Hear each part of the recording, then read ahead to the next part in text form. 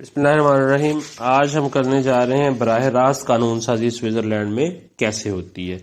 یہ بڑا اہم اختیار ہے، یہ سوئٹزرلینڈ میں ہی صرف پایا جاتا ہے، اور اسی اختیار کی بنیاد پہ سوئٹزرلینڈ کے عوام کو سوئٹزرلینڈ کی مقننہ کا تیسرا ایوان کہا جاتا ہے۔ اور پروفیسر منرو کی کوٹنگ ہے کہ سوئٹزرلینڈ کے سیاسی نظام میں جدید جمہوریت کے طالب علم کے لیے استصواب رائے اور حق حکایت سے زیادہ سبق آموز چیز کوئی نہیں ہے، کہ یہ براہ راست قانون سازی میں دو چیزیں ایسی ہیں جو غور کرنے کے قابل ہیں، ایک حق ہدایت اور ایک استصواب رائے۔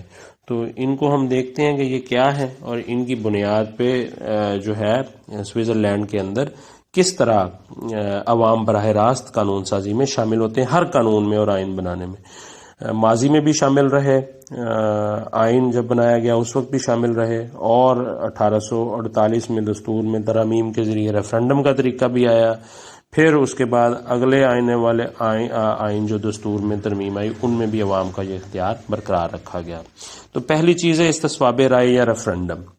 اس سے مراد رائے دہندگان کا وہ اختیار ہے جس کی روح سے وہ اسمبلی کے منظور کردہ کسی قانون کو یا کسی آئینی ترمیم کو مسترد کرنے کا یا منظور کرنے کا اختیار رکھتے ہیں۔ اگر عوام کی یعنی رائے دہندگان کی اکثریت اس کی منظوری دے دے گی تو وہ قانون بن جائے گا، اگر اکثریت منظوری نہیں دے گی تو قانون یا آئینی ترمیم مسترد ہو جائے گی، باوجود اس کے کہ وہ پارلیمنٹ سے پاس ہوئی ہے۔ اس کے دو طریقے ہیں، ایک ہے لازمی استصواب رائے۔ لازمی استصواب رائے میں کیا ہوتا ہے، قوانین یا آئینی ترمیم میں عوام کی منظوری لازمی ہوتی ہے، اور وفاقی آئین میں اور ہر کینٹن کے آئین میں ہر ترمیم کے لیے استصواب رائے لازمی ہے۔ اگر کلی ترمیم کرنی ہے تو پھر بھی، اگر جزوی ترمیم کرنی ہے تو پھر بھی۔ دوسرا ہے اختیاری استصواب رائے۔ اختیاری استصواب رائے میں اگر مجلس قانون ساز نے یا پارلیمنٹ نے کوئی قانون بنایا ہے اور سوئٹزرلینڈ میں 50,000 ووٹرز یا 8 کینٹنز کی اسمبلیاں یا مجالس قانون ساز اگر کہہ دیں تو پھر یہ ریفرنڈم ہوگا کہ آیا یہ قانون چلے یا نہ چلے، تو اس کو اختیاری استصواب رائے کہا جاتا ہے۔ دوسرا ہے حق ہدایت یا انیشیٹو۔ اس سے مراد ایسا عوامی اختیار ہے کہ جس میں رائے دہندگان کی ایک مخصوص تعداد جس کا آئین کے اندر ذکر ہے، وہ اگر کہہ دیں اسمبلی کو کہ بھئی آپ اس قانون میں ترمیم کریں یا فلاں چیز کے اوپر قانون بنائیں، تو پھر وہ مجالس قانون ساز یا پارلیمنٹ پابند ہوگی کہ ایسا قانون بنائے۔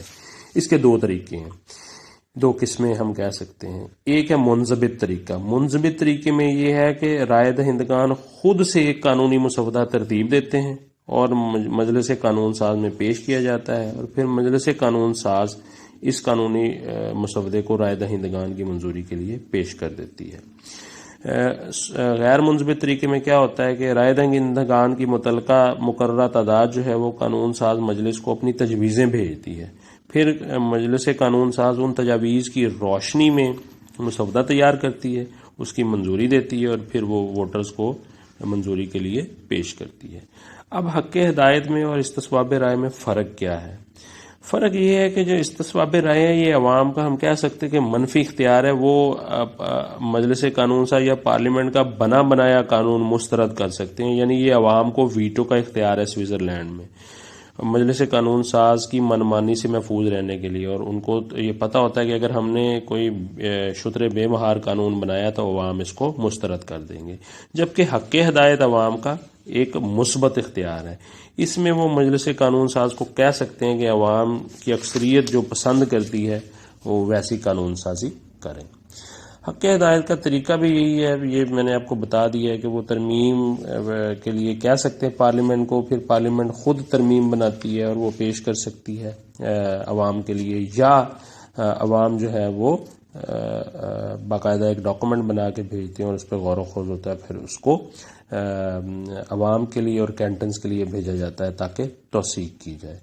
عوام مکمل آئینی ترمیم کی تجویز بھی پیش کر سکتے ہیں، اور اگر عوام کی اور اسمبلی کی رائے میں اختلاف ہو جائے تو پھر اسمبلی ختم ہو جاتی ہے اور وفاقی اسمبلی کا انتخاب دوبارہ ہوتا ہے، اور نئی اسمبلی میں پھر دوبارہ آئینی ترمیم پہ ساری کارروائی ہوتی ہے۔ اب ہم یہ دیکھتے ہیں کہ یہ جو براہ راست قانون سازی ہم نے دیکھی ہے حق ہدایت اور استصواب رائے کی شکل میں، اس کا فائدہ کیا ہے۔ ایک تو عوام کی حاکمیت کا تصور ہے، عوام براہ راست حصہ لیتے ہیں، اور یہ عوام کی حاکمیت کے تصور کی ترجمانی ہے۔ پھر ایک قانون کا احترام، فطری بات ہے، جس قانون کو عوام نے براہ راست منظور کیا ہو یا ان کی حمایت حاصل ہو یا انہوں نے تجویز کیا ہو تو عوام پھر اس پہ پوری دل و جان سے عمل بھی کریں گے۔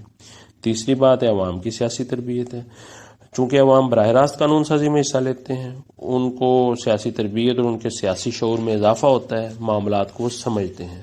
مطلق العنانیت کا خاتمہ، کسی خاص ادارے یا کسی خاص جماعت کے ہاتھ میں اختیارات جمع نہیں ہو سکتے، تو اس لیے مطلق العنانیت کا خاتمہ ہو جاتا ہے۔ نہ تو انتظامیہ مقننہ کے بنائے ہوئے قوانین کو مسترد کر سکتی ہے سوئٹزرلینڈ میں، نہ امریکہ کی طرح عدالت میں چیلنج کیا جا سکتا ہے، یہ عوام ہے جو وہاں پہ مقننہ کو ایک دائرے کا پابند بناتے ہیں۔ تو یہ یک وقت ایک تلوار کا کام بھی کرتا ہے، حق ہدایت، تاکہ عوام اپنی پسند کی قانون سازی میں رکاوٹوں کو دور کر سکیں، اور ایک ڈھال بھی ہے تاکہ اگر مقننہ نے کوئی عوام سے کی مرضی کے برعکس ناپسندیدہ قانون بنایا ہے تو اس کو نافذ کرنے سے روکا جا سکے۔ رائے عامہ کی پیمائش، چونکہ براہ راست قانون سازی میں لوگوں کی رائے شامل ہوتی ہے تو دیکھا جا سکتا ہے کہ لوگ کیا رائے رکھتے ہیں۔ پارٹی بازی کی شدت میں کمی ہو جاتی ہے، کیوں؟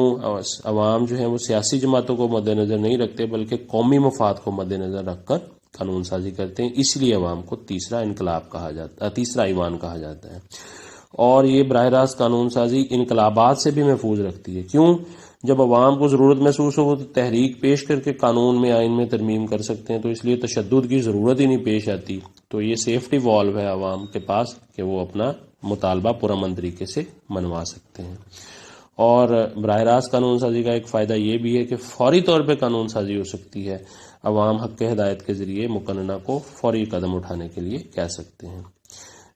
یہ تعطل اختلاف رائے ختم کرنے کا ذریعہ بھی ہے، کیوں؟ اگر اسمبلی میں کوئی اختلاف رائے ہو جائے یا دونوں ایوانوں میں کوئی اختلاف رائے ہو جائے یا سیاسی جماعتوں میں اختلاف رائے ہو جائے تو عوام کی منظوری اور عوام کی رائے سے اس قانون سازی میں بہتری کی جا سکتی ہے۔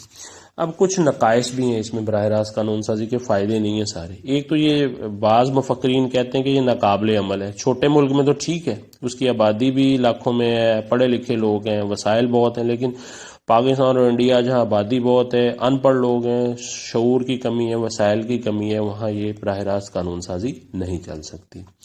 دوسری بات یہ ہے کہ مقننہ کے وقار میں کمی ہو جاتی ہے، کیوں؟ کام تو مقننہ کا ہے لیکن آپ نے عوام کو اس میں شامل کر دیا ہے، اور بعض اوقات اس میں تاخیر بھی ہو جاتی ہے کیونکہ عوام میں پیش کیا جائے گا، پھر ووٹنگ کا انتظام ہوگا، پھر نتائج آئیں گے، مسودے پہ غور و خوض ہوگا، لوگ پڑھیں گے اور ووٹ دیں گے، پھر ریفرینڈم ہوتا ہے، تو بڑی دیر ہو سکتی ہے۔ اخلاقی حیثیت، اب فرض کریں کہ انہوں نے بتایا ہوا ہے کہ سوئٹزرلینڈ کا جو فیڈرل پینل کوڈ تھا اس کو 53% لوگوں نے اس کی حمایت کی تھی، 47% نے اس کے مخالفت میں ووٹ دیا۔ اب پھر اخلاقی حیثیت متاثر ہو جاتی ہے جب اکثریت بالکل معمولی ہو، یعنی صرف 3% کی اکثریت سے یا 5% کی اکثریت سے قانون جو ہے وہ اتنا اخلاقی لحاظ سے طاقتور نہیں ہوتا۔ اچھا، پھر اگر آپ براہ راست قانون سازی میں لوگوں کو اس میں شامل کرتے ہیں، مسودہ لوگوں کو دیا جاتا ہے، پرنٹنگ، ڈاک، پبلیکیشن، رائے عامہ کو ہموار کرنے کے لیے سیاسی جماعتیں، ٹی وی، پرنٹ میڈیا میں پیسے کا استعمال، اور پھر ریفرینڈم کا خرچہ، یہ سوئٹزرلینڈ جیسا ترقی یافتہ ملک تو کر سکتا ہے لیکن ترقی پذیر ممالک میں ہر ترمیم پہ اتنا خرچہ مشکل ہے۔ پھر یہ ترقی میں رکاوٹ بھی ہے۔ عموماً ترقی پسند قانون سازی جو ہے وہ ایک رکاوٹ ہوتی ہے۔ ہنری مین کے بقول عوامی فیصلے متناسب نہیں ہوتے کیونکہ عوام سائنس اور ترقی کی مخالفت کرتے ہیں، ہر جدت کی مخالفت کرتے ہیں، عوام پرانی چیزوں سے جڑا رہنا چاہتے ہیں۔ پھر گروہ بندیوں میں اضافہ، معاشرے کے اندر بھی جماعتوں کے اور چھوٹے چھوٹے گروہ بن جاتے ہیں، سیاسی جماعتیں، ٹریڈ یونینز، تنظیمیں، مفاد پرست گروہ، پریشر گروپس براہ راست قانون سازی میں اپنے مفادات کو مد نظر رکھتے ہیں۔ اس کے علاوہ سارے ووٹرز کی بڑی تعداد ریفرینڈم میں ووٹ نہیں ڈالتی، عوام کی اکثریت کو قانونی معاملات کا پتہ نہیں ہوتا کہ اس میں کتنی پیچیدگیاں ہیں، اور دنیا کے اکثر ممالک میں سوئٹزرلینڈ کی طرح سیاسی شعور بلند نہیں ہے، تو اس لیے یہ اس پہ اعتراضات بھی ہیں۔ تو آج ہم نے دیکھا کہ براہ راست قانون سازی، اس کی اہمیت، اس کے فوائد اور اس کے نقصانات، بڑا اہم سوال ہے، اس کو کریں۔ شکریہ۔